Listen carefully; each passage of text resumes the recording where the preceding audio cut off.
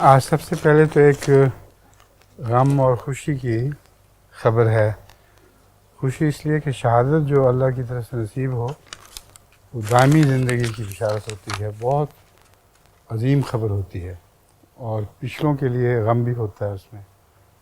تو آج کی خبر میں یہ ہے کہ حضرت مسیح موعود علیہ الصلوۃ والسلام کا پوتا جو ایک بہت ہی اعلیٰ درجے کا وقف زندگی تھا، ان کا نام تھا غلام قادر، اور بہت اچھی تعلیم حاصل کی، لیکن قطعاً دنیا کی پرواہ نہیں کی اور وقف کے لیے پیش کر دیا اپنے آپ کو. تو اس خیال سے آج سب سے پہلے جو نظم آپ کے سامنے پیش کی جائے گی وہ ہے وہ فضل تیرا یارب یا کوئی ابتلا. مٹ جاؤں میں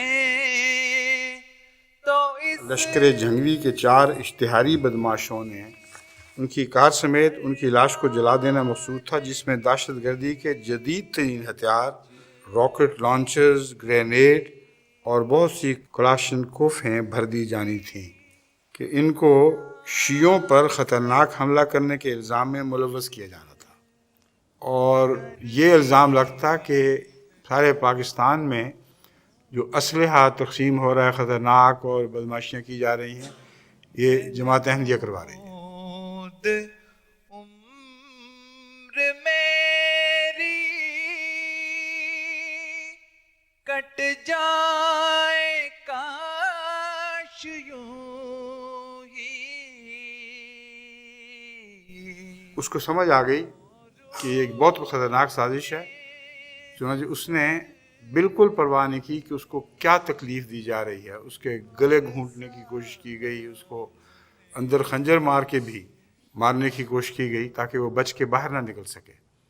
بڑی سخت جانی کے ساتھ سارے مصائب برداشت کرتے ہوئے وہ ان کے جنگل سے نکلنے میں کامیاب ہو گیا، اور یہ پسند کیا کہ سڑک پر اس کا خون بہہ جائے تاکہ جماعت احمدیہ اس کے اس سازش کے بد اثرات سے محفوظ رہے. آخر دم تک ان سے لڑتا رہا، سڑک پر باہر نکل کر ان کی گولیوں کا نشانہ بننا قبول کر لیا. میرے سجدے میں اور سامنے